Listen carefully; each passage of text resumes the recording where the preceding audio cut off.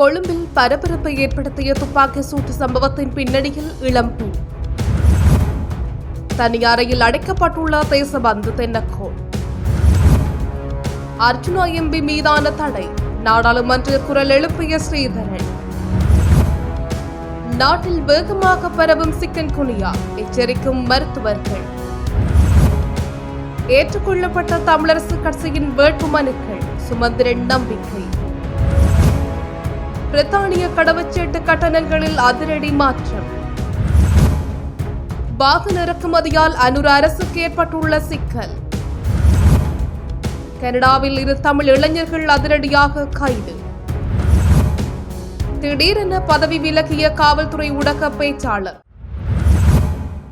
Colombo grandpa's police பிரிவுக்கு உட்பட்ட நாகலம் வீதி பகுதியில் இடம்பெற்ற துப்பாக்கி சூட்டு சம்பவம் தொடர்பில் இளம் பெண் ஒருவர் கைது செய்யப்பட்டுள்ளார். கடந்த 17ஆம் தேதி இரவு மோட்டார் சைக்கிளில் வந்த 2 நபர்கள் மேலும் 2 நபர்களை குறிவைத்து துப்பாக்கி சூடு நடத்தினர். இந்த சம்பவத்தில் சம்பந்தப்பட்ட 2 பேர் காயமடைந்தனர். இந்த குற்றத்திற்கு உதவியதற்காகவும் உடந்தையாக இருந்ததற்காகவும் சந்தேக நபர் ஒருவர் கடந்த 18ஆம் தேதி ராஜகிரிய சிறப்பு அதிரடிப்படை அதிகாரிகளால் கைது செய்யப்பட்டார். இந்நிலையில் இந்த துப்பாக்கி சூட்டுக்கு உதவியதாக சந்தேக நபரின் மனைவி நேற்று கிராண்ட்பாஸ் போலீஸ் நிலைய அதிகாரிகளால் கைது செய்யப்பட்டார். சந்தேக நபர் கொட்டவில் வெள்ளம்பிட்டிய பகுதியைச் சேர்ந்த 24 வயதுடையவர் என தெரிய வந்துள்ளது. சம்பவம் தொடர்பில் கிராண்ட்பாஸ் போலீசார் மேலதிக விசாரணைகளை மேற்கொண்டு வருகின்றனர். பதவி நீக்கம் செய்யப்பட்ட போலீஸ் மா அதிபர் தேசபந்து தென்னக்கோன் சிறைச்சாலையின் தனி அறையில் தடுத்து வைக்கப்பட்டுள்ளதாக கூறப்படுகிறது. ஏப்ரல் 3ஆம் தேதி வரை விளக்கமறியலில் வைக்கப்பட்டுள்ள பதவி நீக்கம் செய்யப்பட்ட போலீஸ் மா அதிபர் தேசபந்து தென்னக்கோன் நேற்று இரவு தும்பர சிறைச்சாலைக்கு அழைத்து செல்லப்பட்டார். மாத்தறை நீதவான் நீதிமன்றில் அவருக்கு சிறப்பு பாதுகாப்பு அளிக்கப்பட்டுள்ளது. நேற்றிரவு சுமார் 11 மணியளவில் அவர் சிறைக்கு அழைத்து செல்லப்பட்டார். தும்பரை சிறைச்சாலையில் உள்ள 2 மாடி கட்டடத்தின் மேல் தளத்தில் உள்ள தனி அறையில் தேசபந்து தென்னக்கோன் தடுத்து வைக்கப்பட்டுள்ளதாக சிறைச்சாலை வட்டாரங்கள் தெரிவித்தன. மேல்மாடி அறையில் 8 பேர் வரை தங்க முடியும் என்றும் தற்போது அங்கு அடைக்கப்பட்டிருப்பவர் அவர் மட்டுமே என்றும் சிறைச்சாலை வட்டாரங்கள் தெரிவித்தன. நாடாளுமன்ற உறுப்பினர் அர்ஜுனா ராமநாதனுக்கு நாடாளுமன்றில் சில தடைகள் விதிக்கப்பட்டிருக்கும் நிலையில் அவர் ஏதேனும் தவறுதலாக பேசியிருந்தால் ஒட்டுமொத்த தமிழ் மக்கள் சார்பாகவும் நாங்கள் மன்னிப்பு கேட்கின்றோம் என்று நாடாளுமன்ற உறுப்பினர் சிவஞானம் ஸ்ரீதரன் தெரிவித்துள்ளார்.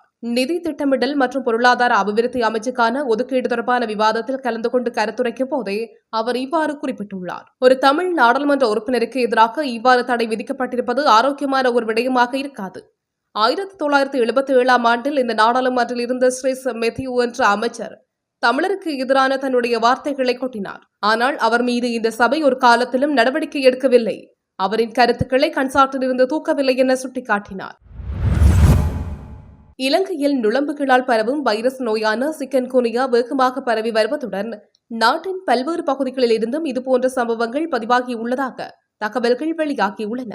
இது தொடர்பில் தகவல் வழங்கியுள்ள மருத்துவ ஆலோசகர் அச்சலா பாலசூரிய, சிக்கன் குனியா என்பது தொற்றுள்ள ஏடிஸ் நுளம்புகள், ஏடிஸ் எஜிப்டி மற்றும் ஏடிஸ் அல்போபிக்டஸ் ஆகியவை கழித்தால் பரவுகிறது என்று கூறியுள்ளார். சுமார் 4 முதல் 7 நாட்கள் அடைகாக்கும் காலத்துக்கு பிறகு இந்த தொற்றுள்ள நுளம்புகள் வைரஸை பரப்பக்கூடும். இந்த நுளம்புகள் அதிகாலை மற்றும் பிற்பகல் நேரங்களில் மிகவும் சுறுசுறுப்பாக இருக்கும். மேலும் அவை பூந்தொட்டிகள், டயர்கள், வாளிகள் மற்றும் அடைக்கப்பட்ட வடிகால் போன்ற கொள்கலன்களில் உள்ள தேங்கி நிற்கும் நீரில் இனப்பெருக்கம் செய்கின்றன. இந்த நோய் ஒருவருக்கு நேரடியாக பரவுவதில்லை, நுளம்பு கடித்தால் மட்டுமே பரவுகிறது. இதன் பாதிப்பாக மூட்டுவலி குறைந்தது 1 மாதமாவது நீடிக்கும் என்று மருத்துவ ஆலோசகர் தெரிவித்துள்ளார். நோயின் முக்கிய அறிகுறிகளில் திடீரென அதிக காய்ச்சல், கடுமையான மூட்டுவலி, தசைவலி, தலைவலி, குமட்டல், சோர்வு மற்றும் தோல் வெடிப்புகள் ஆகியவை அடங்கும். பெரும்பாலான நோய்களில் 1 வாரத்துக்குள் குணமடைந்தாலும் மூட்டுவலி சில சமயங்களில் மாதங்கள் அல்லது ஆண்டுகள் கூட நீடிக்கும். குறிப்பாக வயதானவர்களுக்கு இது பொருந்தும் என்று குறிப்பிட்டுள்ளார். நுளம்பு இனப்பெருக்கம் செய்யும் இடங்களை அகற்றுவது மட்டுமே தொற்று நோயை கட்டுப்படுத்த மிகவும் பயனுள்ள வழி என்று மருத்துவ ஆலோசகர் அச்சலா பாலசூரிய தெரிவித்துள்ளார். இதேவேளை இலங்கை முழுவதும் சிக்கன் குனியா பாதிப்பு அதிகரித்து வருவதால் அதன் அறிகுறிகள் குறித்து பொதுமக்கள் விழிப்புடன் இருக்க வேண்டும் என்று சுகாதார நிபுணர்கள் வலியுறுத்தியுள்ளனர். எங்களுக்கு வழங்கப்பட்டுள்ள சுற்று நிரூபத்தின் அடிப்படையில் நாங்கள் வேட்பு மனுக்களை தாக்கல் செய்ததால் அவை அனைத்தும் ஏற்றுக்கொள்ளப்பட்டுள்ளதாக தமிழரசு கட்சியின் பொதுச் செயலாளர் எம். ஏ. சுமந்திரன் தெரிவித்துள்ளார். யாழில் நேற்றிரவு ஊடகங்களை சந்தித்து கருத்து தெரிவிக்கும் போதே அவர் மேற்கண்டவாறு குறிப்பிட்டுள்ளார். அவர் மேலும் கூறுகையில், யாழ்ப்பாணம் மாவட்டத்தில் இலங்கை தமிழரசு கட்சியின் சார்பில் சமர்ப்பிக்கப்பட்ட அனைத்து வேட்புமனுக்களும் ஏற்றுக்கொள்ளப்பட்டுள்ளன. நாடாளுமன்ற தேர்தலில் நமது கட்சி சிறியதொரு பின்னடைவை சந்தித்தது போன்ற ஒரு தோற்றப்பாடு காணப்பட்டது. எனினும் உள்ளூராட்சி சபை தேர்தலில் வடக்கு கிழக்கு தமிழ் மக்கள் தமிழரசு கட்சிக்கு வாக்களித்து தமிழ் தேசத்தின் இருப்பை நிலைநாட்ட வேண்டும் என தெரிவித்துள்ளார். பிரித்தானியாவில் கடவுச்சீட்டு விண்ணப்பங்களுக்கான புதிய கட்டணங்கள் ஏப்ரல் மாதம் 10ஆம் தேதி நடைமுறைக்கு வர உள்ளதாக அந்நாட்டு ஊடகங்கள் செய்தி வெளியிட்டுள்ளன. பிரித்தானியாவுக்குள் இருந்து நிகழ்நிலை பதிவு செய்யப்படும் கடவுச்சீட்டு விண்ணப்பத்திற்கான கட்டணம் பெரியவர்களுக்கு 88.50 பவுண்டுகளில் இருந்து 94.50 பவுண்டுகளாகவும், குழந்தைகளுக்கு 57.50 பவுண்டுகளிலிருந்து 61.50 பவுண்டுகளாகவும் உயர்ந்துள்ளதாக தெரிவிக்கப்பட்டுள்ளது. தபால் மூலம் அனுப்பப்படும் விண்ணப்பத்திற்கான கட்டணம் பெரியவர்களுக்கு 100 பவுண்டுகளிலிருந்து 107 பவுண்டுகளாகவும், குழந்தைகளுக்கு 69 பவுண்டுகளிலிருந்து 74 பவுண்டுகளாகவும் உயர்த்தப்பட்டுள்ளதாக தெரிவிக்கப்பட்டுள்ளது. பிரித்தானியாவுக்குள் இருந்து செய்யப்படும் பிரீமியம் சேவை விண்ணப்பத்திற்கான கட்டணம் பெரியவர்களுக்கு 207.50 பவுண்டுகளிலிருந்து 222 பவுண்டுகளாகவும், குழந்தைகளுக்கு 176.50 பவுண்டுகளிலிருந்து 189 பவுண்டுகளாகவும் உயர்ந்துள்ளதாக குறிப்பிடப்பட்டுள்ளது. வெளிநாட்டில் இருந்து பிரித்தானிய கடவுச்சீட்டு பெற நிகழ்நிலையில் விண்ணப்பிக்கும் போது விண்ணப்பத்திற்கான கட்டணம் பெரியவர்களுக்கு 101 பவுண்டுகளிலிருந்து 108 பவுண்டுகளாகவும், குழந்தைகளுக்கு 65.50 பவுண்டிலிருந்து 70 பவுண்டுகளாகவும் உயர்ந்துள்ளதாக தெரிவிக்கப்பட்டுள்ளது. அத்தோடு வெளிநாட்டிலிருந்து பிரித்தானிய கடவுச்சீட்டு பெற காகிதத்தில் விண்ணப்பிக்கும் போது விண்ணப்பத்திற்கான கட்டணம் பெரியவர்களுக்கு 112.50 பவுண்டுகளிலிருந்து 120.50 பவுண்டுகளாகவும், குழந்தைகளுக்கு 77 பவுண்டுகளிலிருந்து 82.50 பவுண்டுகளாகவும் உயர்ந்துள்ளது. இதன் அடிப்படையில் தாங்கள் பயணம் செய்வதற்கு முன்னரே சரியான நேரத்தில் கடவுச்சீட்டு பெற விண்ணப்பிக்குமாறு பொதுமக்களுக்கு அறிவுறுத்தப்பட்டுள்ளமை குறிப்பிடத்தக்கது. இலங்கையில் வாகனங்களை கொள்வனவு செய்வதில் பொதுமக்களின் ஆர்வம் குறைந்து வருவதால் வாகன இறக்குமதி மூலம் அரசாங்கம் எதிர்பார்க்கும் வருவாயை ஈட்டுவதில் நெருக்கடி ஏற்படக்கூடும் என்று இலங்கை வாகன இறக்குமதியாளர்கள் சங்கம் தெரிவித்துள்ளது. ஊடகத்திற்கு அளித்த பேட்டியில் சங்கத்தின் செயலாளர் அரோசா ரொட்ரிகோ இதனை குறிப்பிட்டுள்ளார். கடந்த மாதம் 1ஆம் தேதி முதல் தனிப்பட்ட பயன்பாட்டுக்கான வாகனங்களை இறக்குமதி செய்ய அனுமதிப்பதற்கு அரசாங்கம் முடிவு செய்தது.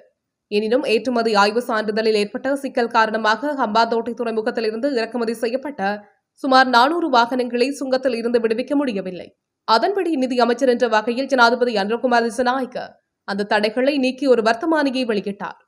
எனினும் துறைமுக அனுமதி தாமதம் உள்ளிட்ட பல சிக்கல்கள் காரணமாக எதிர்காலத்தில் நுகர்வோர் அதிக விலைக்கு வாகனங்களை வாங்க வேண்டியிருக்கும் என இலங்கை வாகன இறக்குமதியாளர்கள் சங்கத்தின் செயலாளர் அரோசோ ரொட்ரிகோ தெரிவித்துள்ளார். கனடாவில் கொலை செய்ய சதித்திட்டம் செய்த குற்றச்சாட்டில் 2 தமிழ் இளைஞர்கள் கைது செய்யப்பட்டுள்ளதாக போலீசார் தெரிவித்துள்ளனர். ஒன்டாரியோ மார்க்கம் பகுதியைச் சேர்ந்த 25 வயதான கோகிலன் பாலமுரளி, நோர்த்யோக் நகரை சேர்ந்த 25 வயதான பிரண்ணன் ஸ்காந்த பாலசேகர் ஆகியோரே கைது செய்யப்பட்டுள்ளனர். பிக்கரிங் நகரில் கொலை செய்ய சதித்திட்டம் தீட்டியதாக கூறப்படும் குற்றச்சாட்டில் இவர்கள் இருவரை டொராண்டோ போலீசார் கைது செய்துள்ளனர். பிக்கரிங் மர்ச்சன்ட் கிச்சன் அண்ட் பாரில் கொலைக்கான இலக்கு வைக்கப்பட்டிருந்ததாக போலீசார் தெரிவித்துள்ளனர். அதற்கமைய சந்தேக நபர்கள் இருவர் மீது முதல்நிலை கொலை குற்றச்சாட்டு சுமத்தப்பட்டுள்ளது. எனினும் இவர்களுக்கு எதிரான குற்றச்சாட்டுகள் எதுவும் நீதிமன்றத்தில் நிரூபிக்கப்படவில்லை.